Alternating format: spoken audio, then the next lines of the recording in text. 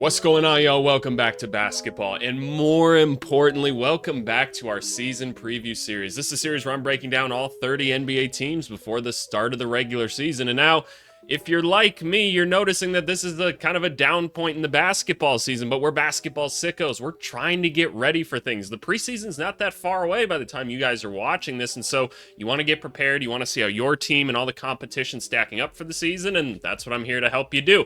In this video, we're going to be covering the Boston Celtics, a team that's had a really interesting last couple months, and they're in some particularly confusing and unique circumstances just because the rules are kind of changing around the NBA. But anyway, in this video, we're going to talk about what last season looked like, add some goals for this season, talk about their off-season. We'll do a complete roster, salary cap, draft asset breakdown. We'll do some mock trades, go through potential rotations, lineups, and then finish with the standings prediction at the very end of the video. But before we get into all that, make sure that you guys like, subscribe, and comment. I've responded to every single comment to my YouTube channel up to this point, and I intend to keep on doing so. As always, go show these videos some love. There's a bunch of them that you can go watch at this point, and we're going to be covering more stuff as the regular season kind of approaches or whatever, but I know it's the dead point in the calendar, so just try to show these videos some love so I know if I want to do them or not next year. They're a lot of fun to do, so hopefully you guys are enjoying them. But anyway, let's go talk about the Celtics. And that brings us back to the season preview spreadsheet. For those of you new to the channel, I like to build out these spreadsheets to kind of help articulate and visualize the stories I'm trying to tell here on YouTube. And you can actually get access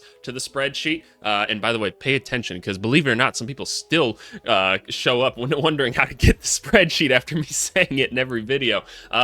Go down into the description of this video, join the Discord, right? Join the Discord, and then go, oh, and by the way, it's free. Go over to the announcements channel on the Discord, and then you'll see a download, I can't talk, it's Friday, a download link to the spreadsheet there. That's all you have to do. It's really simple. I'm updating the spreadsheet like every single day, so go back and get more up-to-date versions as you need it. All right, now that I've done all of that, let's talk about the Celtics, man. That's enough advertising and stuff. So we always start off in this intro tab because it's a good opportunity to talk about what last season looked like, as well as just setting some goals for the next year. And the Celtics are in a weird spot because last year they were a really good team, right? We all knew that the Celtics were going to be good. Their team was loaded, right? They were like, all right, let's try and do this again, man. Let's try and go get us a chip. Let's do this. Start the dynasty now. And they ended up going pretty far with things, but I don't think there's really a ton of detail to talk about outside of the fact that Jason Tatum tore his Achilles,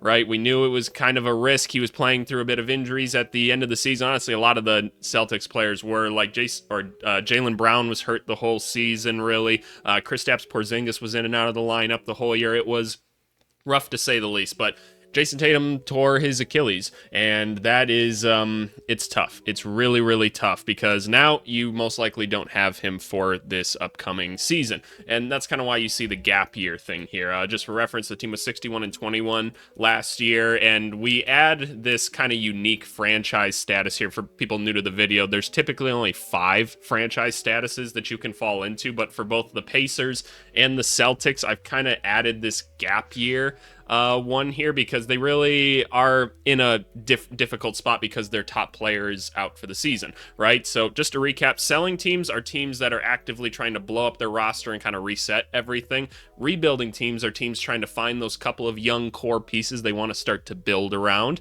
Growing teams have found those players and they're kind of letting them mature, putting the right role players around them, right? Trying to find the scheme that works for them, all of that stuff. Contenders, which is where the Celtics typically fall, right? Because they've done all the other hard work, right? So they're trying to win championships. And mind you, this team is still actively going to try to win a championship. It's just, it's awkward, right? Because their best player's down.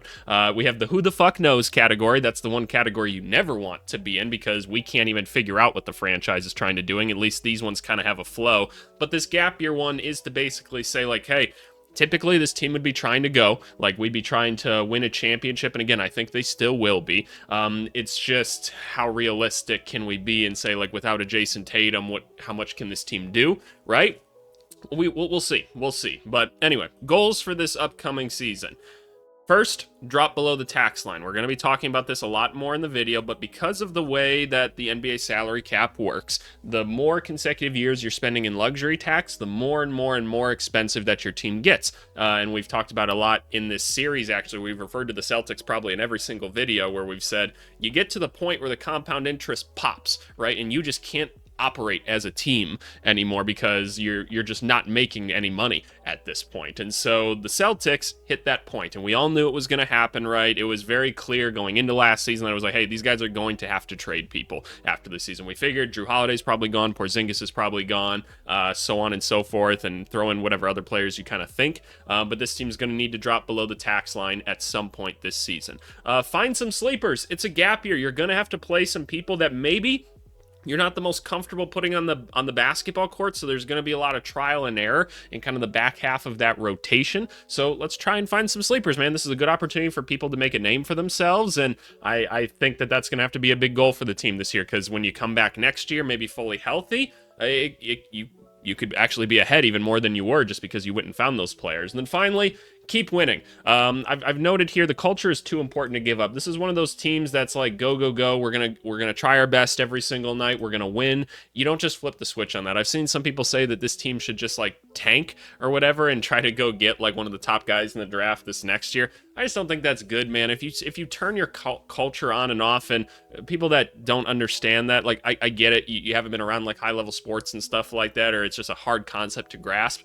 You need to be consistent with your messaging at all times. Otherwise, you lose something that you have there. And if I know anything about the coach here in Boston, he's gonna keep them rolling, right? So I still think this team's gonna be pretty damn good this year. You have to keep trying to win basketball games, right? You have to keep going. This is just other people's time to shine that aren't named Jason Tatum. But okay.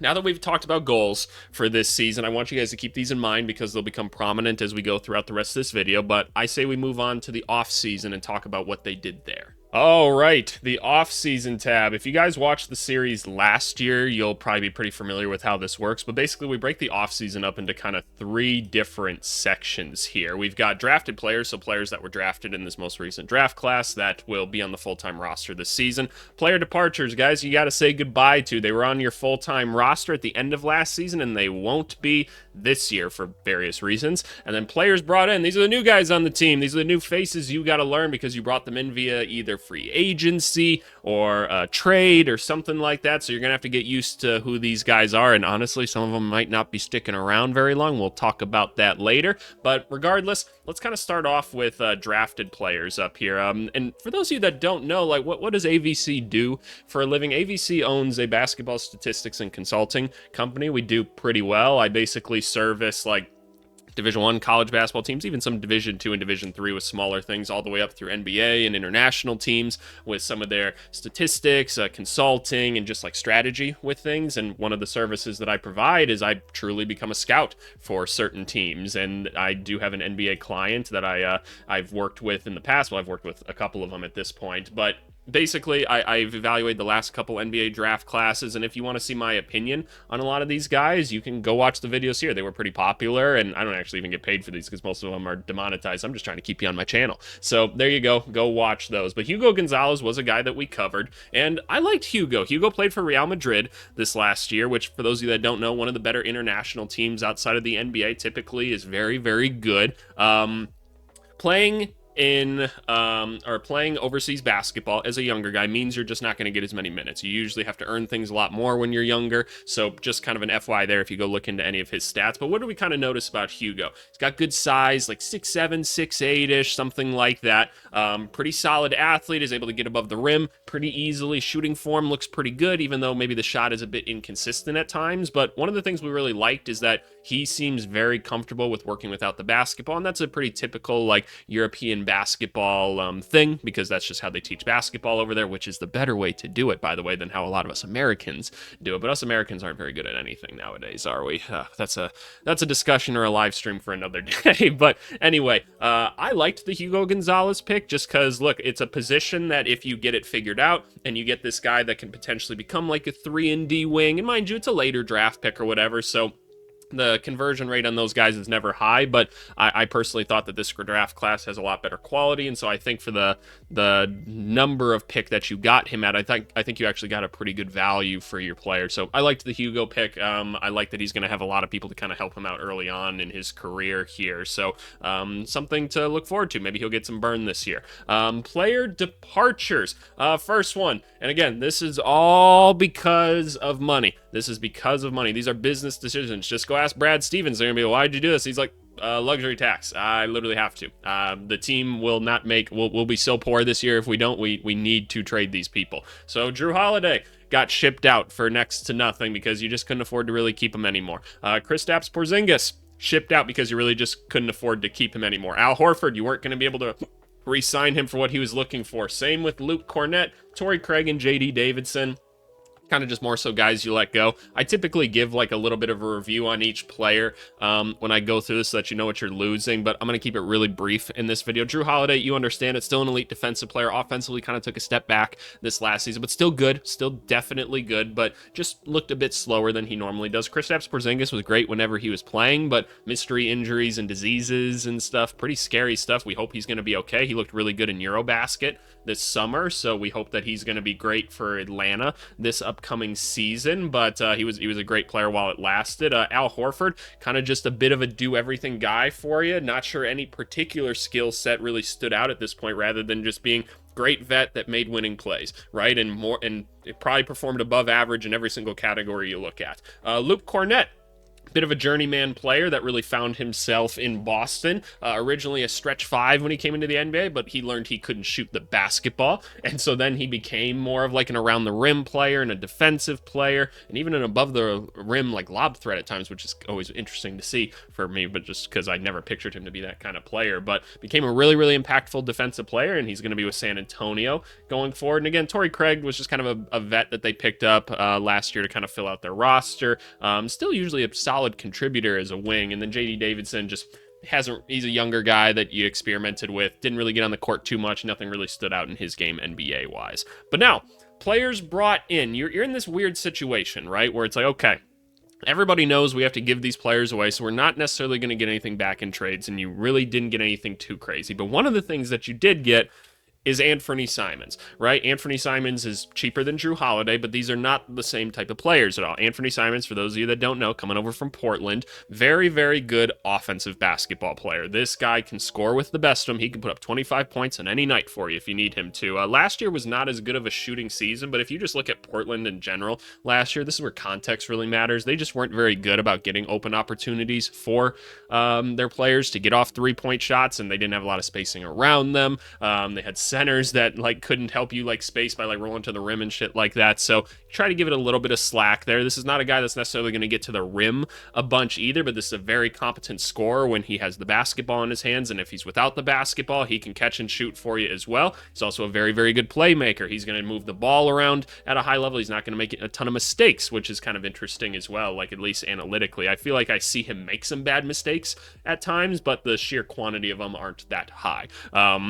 So you got this really interesting offensive kind of firepower for the team, which is good in kind of this gap year to kind of help you stay afloat. But the odds that Anthony Simons stays on your team by the end of the season are not very high because you have not actually gotten below the luxury tax yet at the time of recording this. So the odds are is that Anthony Simons will be traded before the deadline, but you might as well hold on to him as long as you can because people don't actually count the luxury tax until the end of the season. So he'll probably be flipped again at some point. Please, let's get this guy to Orlando. It makes too much sense. Chris Boucher coming over from Toronto. 6'9", 6'10", forward. That's more of an offensive presence for you. Can do a lot of things for you in terms of stepping out and hitting a shot. He's pretty effective around the rim. Defensively, he's pretty rough because, I mean, for how tall he is, he's only like 200 pounds, probably less, honestly. So gets bullied down low. Doesn't exactly have the lateral quickness to go out and guard a perimeter person either. So he's a little bit awkward in that spot, but offensively, he's definitely a more than capable NBA player. So you know what? You got him for cheap. Good for you. Josh Minot, younger forward coming over from Minnesota. Again, it's nice to have these lengthy, strong, athletic forwards in the NBA because there's a lot that you can kind of take away from them, and there's a lot of potential that you can build into him. There's not really a side of his offensive game that's all that exciting yet, outside of him just probably being an above-average transition player because he's young, and that's how young players like to play. Nowadays, defensively, I'd say he's an above-average player, but he's also been in pretty easy defensive systems because you can just lead people into Gobert and other talented defenders on that basketball team, right? So I wouldn't say there's necessarily a spot in his game that sticks out, but we've seen bright spots from Josh Minot in the past, so he's an interesting guy to take a flyer on. Then he also brought in Luka Garza, a guy that I never would have thought would kind of make it in the NBA. I just didn't think so, but offensively, he's still able to do a lot of the things that he kind of succeeded at in college. He's a really big and strong dude that when he gets around the rim, he's pretty tough to stop, but that's kind of the extent of his offensive game. He's not playmaking, not really stepping out and hitting shots. He'll try to every once in a while, but it hasn't really worked all that well. Defensively, pretty lackluster, honestly, because there isn't a lot of athleticism there or anything. He's not a natural like shot blocker or anything, but at least he's not easily moved out of the way, so that at least has some value. So yeah, I know I'm not being like too energetic with this kind of off-season talk, but it was going to be a tough off-season regardless for this team. That's kind of what I'm trying to say. I liked your draft. I thought your draft was well. Your player departures really hurt. They really hurt. These four right here were big contributors for you last year, but you had to. You just literally had to. And I'm sure there's going to be people complaining about like, oh, why does the NBA do stuff like this? It's to keep it more competitive so the same teams don't just keep winning all the time. And I personally like it. I think it's good. These guys are going to get to be in new situations now, and I think it's fun. And for the players you brought in, I think like Chris Boucher is going to be a nice rotation player regardless. These guys are interesting flyers to kind of take, especially the Josh Minot one. And Anthony Simons, like, he's a valuable NBA player. Like, let him show his stuff this year and you'll get a pretty penny back for him. You just have to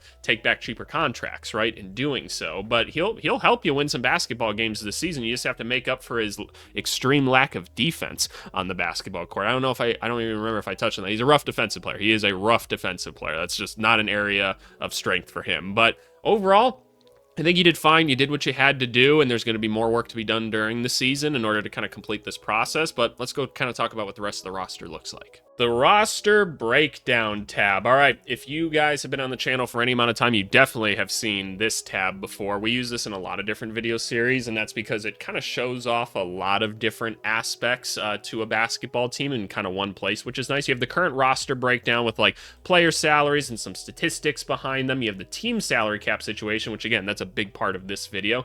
You have teams draft assets that we'll talk about, and then the thing that not as many people complain about nowadays, but some people are now complaining about it just to make a joke about it, the NBA depth charts here, the team depth chart here, that there's always a couple people in the comments who are like, AVC, how do you have Anthony Simons going off the bench? Don't you know Peyton Pritchard's like 6th man of the year or whatever? He's going to come off the bench, AVC. Chris Boucher, a power forward, my fucking God, AVC. Billy, go out fucking side. I promise you, AVC knows what he's doing. Not completely, but he knows what he's doing, and more than you, Billy.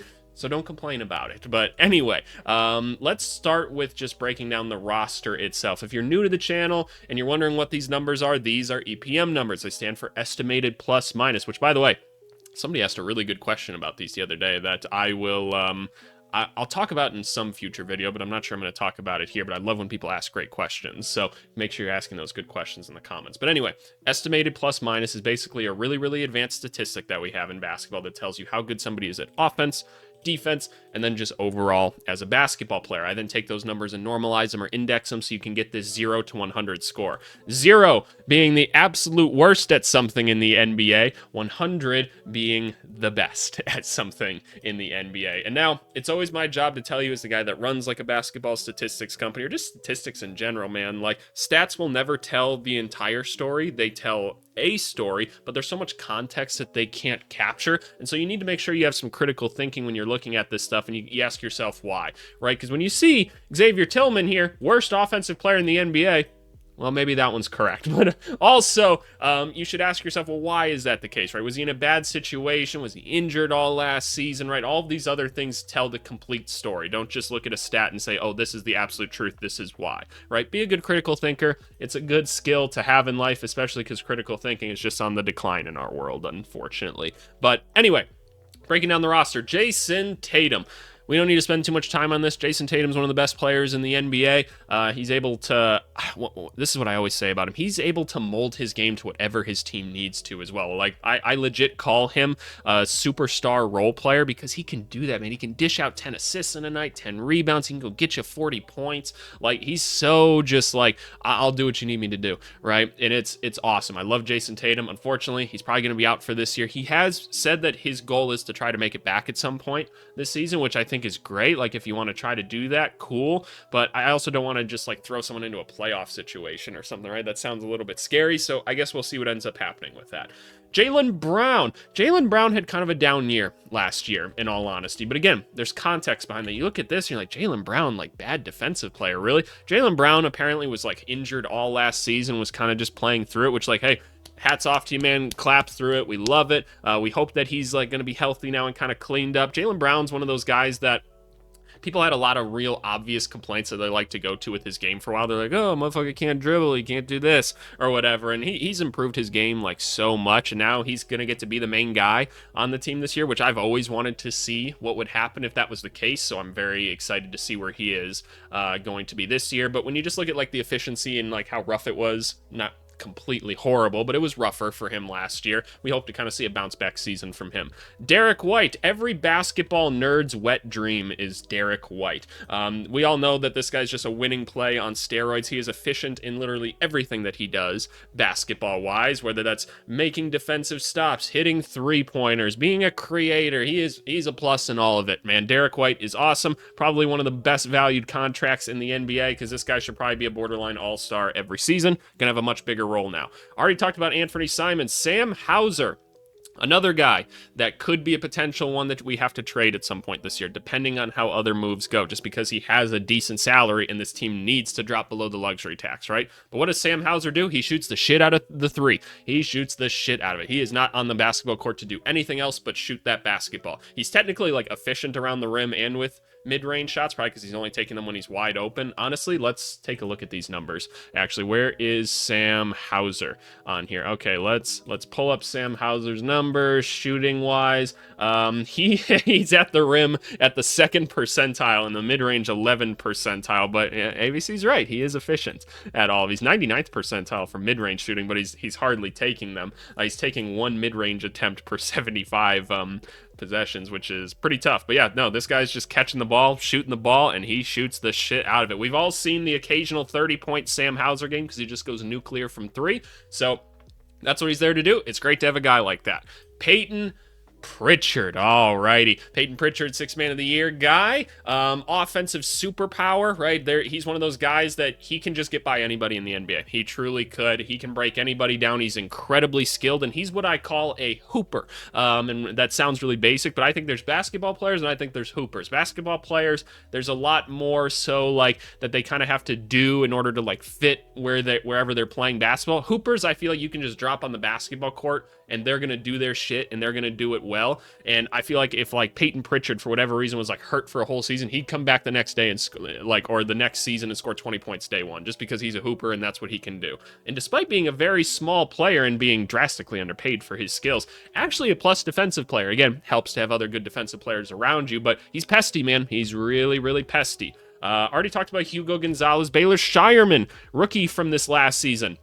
I wouldn't take his numbers into too much like consideration at this point. He just didn't play enough minutes to really justify anything last year, but he's supposed to be a good shooter, right? And a kind of a Swiss Army knife. Picture John Conchar, but maybe a little bit less athletic is kind of how I would describe Baylor Shireman. Xavier Tillman, a guy that at one point was like a really nice trade for this team. By the way, this could be another guy that gets moved at some point this year because he's really a minimum contract player that's not on a minimum contract. And even though it's not like that far off from a minimum contract, like why pay any more money than you need to right now? So this could be a guy that gets shipped out at some point, but had a rough season last year, made a lot of big time mistakes in some critical situations at points for this team when they were in desperate needs of big men. Hopefully it's a bounce back year.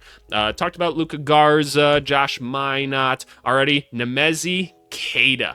I love this dude. AVC has been around the NBA for a little bit now, so, he talks to people or whatever. I've been trying to sell people on Keita for a few years now, and I'm like, no, I promise you, get me in the gym with this guy. Like, we got us a hooper. Like, this guy can hoop. I promise you. And you know what? Like, let's cut to some clips real quick. Cut to some clips.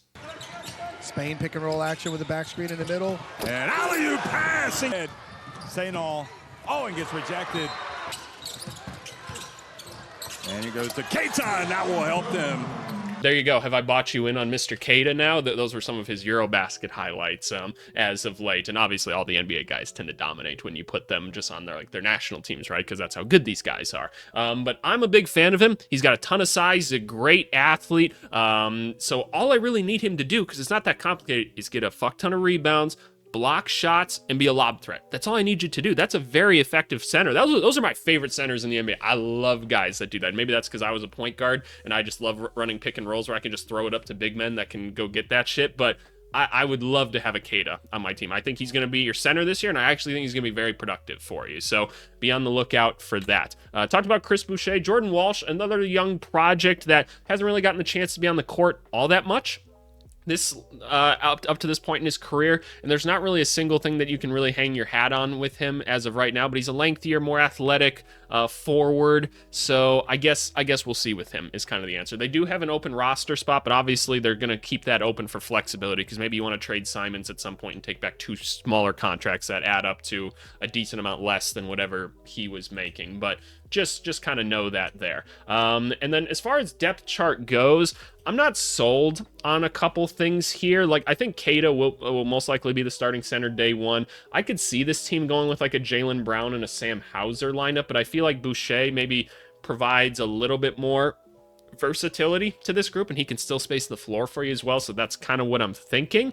And then as far as point guards, I know that some people think like maybe you bring Anthony Simons in as the starter, but just telling you from a coaching perspective, like, look, everybody in the building is going to know that Simons has to get traded at some point this year, so I think when you start to mix with lineups and stuff, it doesn't make a ton of sense to like have Simons kind of be the guy with the first 5 for most of the year and then like shift to Peyton Pritchard up later. Just do it now. And by the way, like, Peyton Pritchard's also earned this shit, man. Like, I know like being a starter versus not a starter shouldn't matter, but it does, right? Having your name announced as a starting point guard for the Boston Celtics every night, like, that's a big thing. And this guy put in the fucking work for this group. So I think they'll most likely start him and go from there. Okay, let's talk about the team salary cap stuff now. We've already touched on it a little bit, but I'm going to give you a brief breakdown on how these work just for consistency in the video, right? 4 levels to the NBA salary cap. First one, the cap line itself. That number is 0 right now, meaning they've crossed it. Once you cross that, you can only sign your own players to anything more than a minimum contract. The luxury tax line, this is the big one we're talking about. They are over it right now. That's why this number is a 0. Once you cross that, that's when your team gets way more expensive to operate. And like we mentioned, the compound interest starts to occur every consecutive year that you're in that. So this team needs to drop below this so they can reset the luxury tax counter, which, do they actually have to do it for 2 seasons? I can't remember exactly what it is, but this team needs to get below this line at some point this year. They absolutely need to. So that'll be something that happens. The first and second apron are newer things that the NBA added. If you want to see all the rules that are in place for these, you can go see it here. But basically, these were put in place so that there was more competitiveness around the NBA. As you move deeper and deeper into the aprons, the NBA takes away your ability to sign these guys, trade these guys, use these exceptions, all this other mumbo jumbo, right? And it's pretty scary to be in there. You have to be a really, really good team or be really confident in your team if you want to be up there, because it's just hard to make moves after that. And like we've talked about, you hit a point where you just have to drop back down, and that's what this team is at. So we're going to get below this line somehow, some way.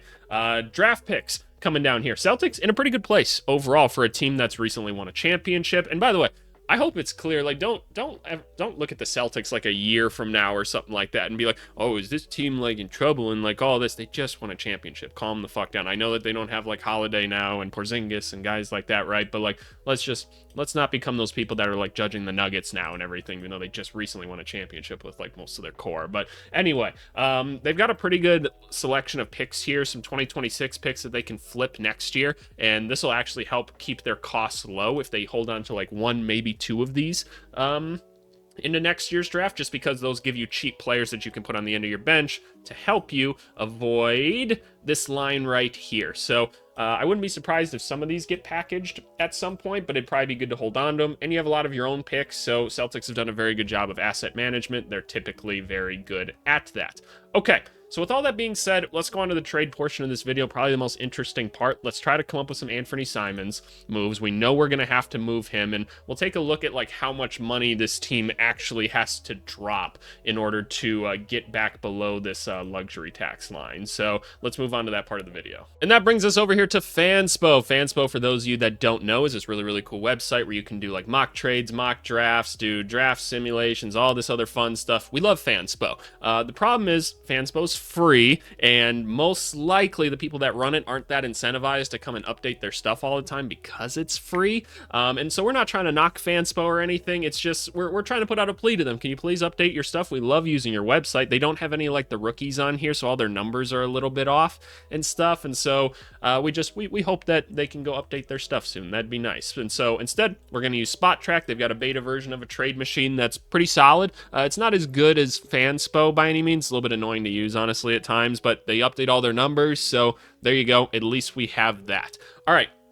Time to do some math. Everybody loves math, right? Let's zoom in just a little bit. We know we need to get below this line. So let's just say that Anthony Simons wasn't on this team anymore. Now, all of a sudden, we are $15.5 million below the salary cap, or below the luxury tax line. So that means, let's control Z right here, we basically have to do equals 27 minus the 15, 5, 1, 2, 1, 2, 3 right here. So we basically, sorry, my recording bugged out for just a second. Basically, this is how much we need to drop from our books in order to get below the luxury tax line.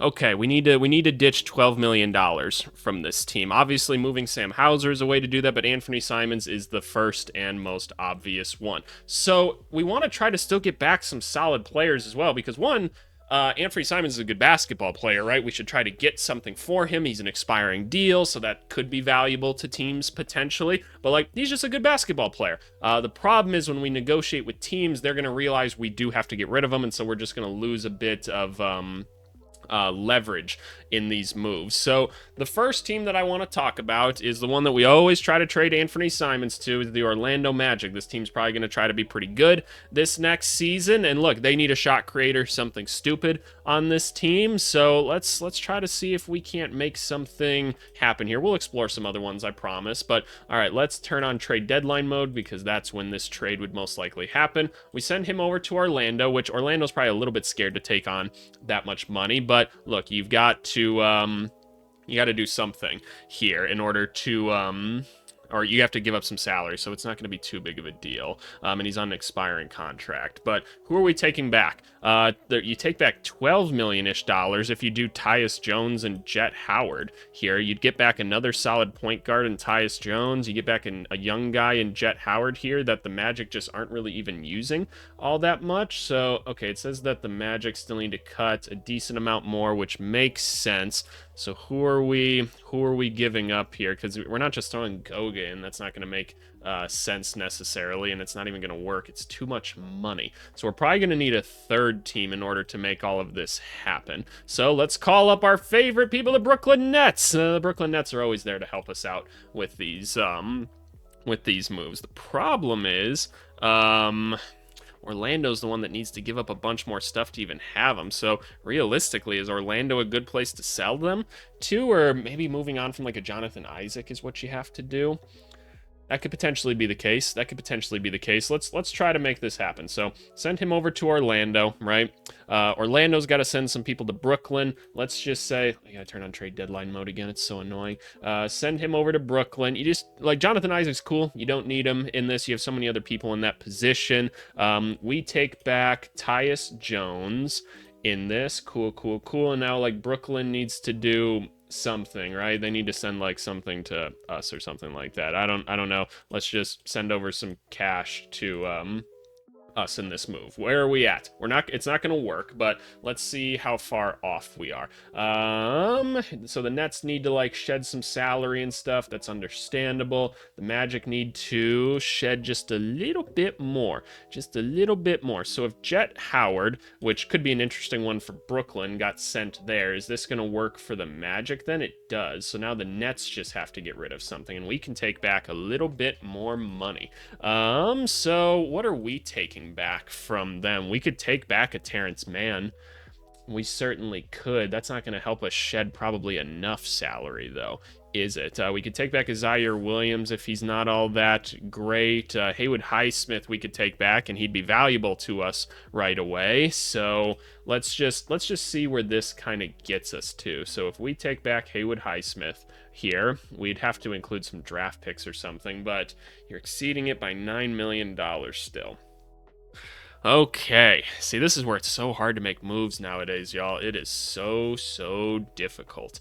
And maybe we just need to find a player closer to that salary. We might have to move Sam Hauser as well. That might be what we have to do. There's probably ways to make this work. And again, we could take back a Terrence Mann. So let's just remove it here. Where does Terrence Mann get us to with this? The trade currently fails. No, it doesn't. No, it doesn't. Why? Okay, now it works. Okay, but how much? We only save $5-ish million here. We need to cut 12. So yeah, I don't think that's going to be enough, man. That's not going to be enough to really do it. We'd have to make too many other moves. So I don't think that this one's going to work. We got to find a different place to ship him off to. So let's find Anthony Simons is $27 million, and let's just try to find someone like $7 or $8 million less, so around like the $20 million mark. We could take on a Nurkic. Because we could use some big man depth. Interesting. That whole trade from Utah could end up making a lot more sense if they squeeze that deal out. So let's make that happen. Let's do where are we? The Boston Celtics, Utah Jazz here. Utah can certainly take on Anthony Simons. It's a one-year deal, so it doesn't matter necessarily if he's on their squad. Send him over to Utah. We take back good old Yusuf here, which again can be a rotational player for us. We save $8 million on this. All right, that could be move number one, and maybe we get like a second round pick out of it as well. Utah's got like a bunch of second round picks, so maybe we get it out of them. Maybe we get a little bit more. I don't know. I don't know exactly. Okay, so we do something like that, and then we have to flip Hauser as well for like another $5-ish million less. So we have to go down to like the players making around $5-ish million in order to make this work. People will want Sam Hauser too. People will want a Sam Hauser. You take back like a Jordan Hawkins, Thomas Sorber, Kobe Buffkin, Alvarado, Jovic, interesting, Peyton Watson. I don't think Denver can actually do that. Like logistically, they don't have enough money to make that happen. We could send Sam Hauser over there too and just take back other people in that move. It could be a two-person swap over to Utah. That's an idea. That is certainly an idea. Could flip him over to Miami or something for like a Jaime Jaquez, a guy that they're not maybe too interested in developing. By the way, like these trades aren't going to necessarily be advantageous for Boston. They probably won't be. But you literally have to dump the salary. So I better not see any dumbass comments like, if you see that trade's ass. Well, yeah, they have to lose the money. Dumb. Like, be smart. I told you, critical thinking's on the decline. Like, why are you like this? Milwaukee probably can't take it on, can they? You don't necessarily want to help Milwaukee either, but look, you have to make a move, right? So let's just turn this on. I don't think we can shed that much salary over to Milwaukee, but I'm willing to give it a shot. Like if we took back like a Ryan Rollins or something, just cuz here, what does this get us to? So they're over by 1.7 million. So now you add on like a third team to it, and we probably could get something. Ryan Rollins is at least potentially serviceable. We've seen a very small sample size, but you can make something like this work. Okay, back to trade deadline mode. Reset it one more time. So let's do this where we send Sam Hauser over to Milwaukee. Brooklyn, we'll figure you out in a second. We're going to take back Rollins because we're cool with having him. Milwaukee just wants the shooting and the perimeter stuff, maybe. I don't know. They might need Ryan Rollins, so it might have to be a different player, maybe like a Gary Trent or something instead. We can use Gary Trent, why the hell not, I suppose, or like a Taurean Prince. I don't know. We'll take back I don't know. I have no idea. Insert any of these guys, really. We'll take back fucking Cole Anthony if we have to. I really just don't care all that much. So, yeah, let's just say it's Cole Anthony. Why the hell not? And then we flip somebody else, like, afterwards. They're going to send Cash over to Milwaukee just to see where everything kind of fits here. Boston needs to receive something from Brooklyn. Oh, for Christ's sakes. Brooklyn needs to send or receive something to Boston. What if I do this? Then will you let the trade go through? So this is the annoying thing with Spot Track, man. Okay. How do I make this work? Brooklyn, send over, or Milwaukee, send something else over to like Brooklyn or something. Send them Gary Harris. They don't need Gary Harris in this. Where does this get them? This is successful. So we would take on like a Cole Anthony, which cool. That's awesome. They get a Sam Hauser, maybe a more valuable player to them. We don't know. Honestly, it could be a number of people, right? It could be a number of people, but just have to drop the cash. So some combination of maybe Hauser and Simon's got to go. That's probably what we're looking at, but just to get you kind of rolling on those trade ideas and what's going to have to happen at some point this year, that's what it's looking like. But for now, let's move on to the rotation. The rotation, question mark. I always put a question mark here just because, look, I'm not in the practices. I'm not in the training camps. I don't know where they're kind of planning on putting these guys, especially with this team. There's kind of a lot of people at the back half of this lineup, like we mentioned, that could kind of be in and out at any point. So this is just my idea based off of what I saw last year from the team. These are obviously averages per game that I'd be shooting for, and these EPM numbers right here are the same EPM numbers from here. Now we're just weighting them by how many minutes people are playing. So our core kind of three guys right here, Peyton Pritchard, Derek White, Jaylen Brown, right? Probably our three best players. They're getting pretty substantial minutes. We also got Anthony Simons playing quite a few minutes because, yep, he's one of the better players on this team. He's going to be able to provide a big scoring punch whenever one of these other guys is out. So in theory, you should always have two pretty high-level offensive players on the court, which is always helpful. I don't have Chris Boucher playing starter-level minutes. I don't think that's necessarily where we want him, and I've only really got 6 guys playing like starter-level minutes on this team because there's just kind of so much diversity. I think you have to with Kada because I think he's maybe got a little bit more ability to do so just compared to the other bigs on this team. Hauser's going to play quite a few minutes, and then I've got Minot after that because, again, I think he's the first one I'd want to experiment with out of him, Jordan Walsh, Baylor Shireman, Hugo Gonzalez, Garza, because we need another big out there. Boucher will definitely play some center minutes for us, but let's try to get Garza out there. Maybe we'll find another big at some other point in the season. And then I'm giving Jordan Walsh a shot because why not? He's been on the team a little bit longer. Let's see what we're able to do, but maybe it'll be Baylor Shireman or Hugo. I really don't know. Again, I expect kind of these guys to really all be kind of shifting around at different points throughout the season, figuring out which ones work. But with all of that being said, let's go to the lineups. This is where I freeball things a little bit more, and I come up with a couple lineups that I want to see teams kind of use throughout the game for different reasons. First, look, this team does a lot of what they do by just shooting a ton of threes, and so this is the team we're going to throw out there to get out a ton of threes. Obviously, Anthony Simons is out there, Derek White, one of our better shooters. We already talked about the flamethrower that is Sam Hauser. We'll see how long these two are on the team. Jaylen Brown is out there because why not? Jaylen Brown should be getting up those shots. We got to get that percentage higher. And then Chris Boucher, obviously being a potential stretch big option for us. And then we have the survive lineup. What happens if I have to take out like a Derek White and a Jaylen Brown and stuff? You lose a lot of defense on this team. Well, I've put this team together in hopes of really increasing pace and trying to kind of control the flow of the game with it. So we've got two offensive firepowers in Peyton Pritchard and Anthony Simons, and then I've just put two guys that can kind of run with them and stand on the perimeter, and Jordan Walsh and Josh Minot, right? Cutters, guys like that. Let's really try to up the pace, and I got Kada out there so that we can just have a lob threat at all times. At least we have some rim defense with all the other iffy defensive players that we kind of have out here. And then we have the all-switch team. This team does like to play switch defense whenever they can, and that's really the best defense you can play if you're able to. And I think this 5 could switch 1 through 5, honestly, and get good results. So Derek White, Sam Hauser's out there with them, with Jaylen Brown, Josh Minot, and Chris Boucher. Sam Hauser's really out there more so just to provide a little bit of spacing. And obviously, he'll get hunted in this lineup more so than anything else, but if we play proper defense, hopefully we can kind of supplement him and help him a little bit more. But those are just my ideas for things, and I kind of pass it off to you to give me your suggestions for different lineups or whatever. I don't get many lineup suggestions in the comments, so give it a shot. But with all that being said, let's move on to the standing predictions part of the video. Okay, y'all know how this works. I'm going to press this button right here, and the Celtics are going to appear somewhere in this list. This is probably a weird one for you guys. And by the way, quick note, I actually haven't recorded the Warriors video at the time you guys are seeing this. You guys will have seen it already, but I haven't recorded it yet because, look, it's probably going to go down to the deadline with fucking Jonathan Kuminga. And so I was technically supposed to record that one via my schedule today, but I'm like, shit, I'm not going to like do a speculative video or whatever that gets pre-recorded. I'm just gonna have to wait on it, so I guess we'll see. But yeah, that's where the Warriors ended up going. But I'm sure you guys are curious where I got the Celtics. Would they be as high as 3 still without Jason Tatum? Whoa, AVC as high as 4? Really, AVC? Or are they the 9 seed? Because maybe they're just not as good without Jason Tatum anymore. All right. Drum roll, please. Ooh, the Bucks and the Magic are also still up there. Where are they going to fall? AVC's got the Celtics as the 4 seed. Whoa, top 4 seed still. Yep, I think so. I think, one, this team still got a lot of fucking good basketball players, man.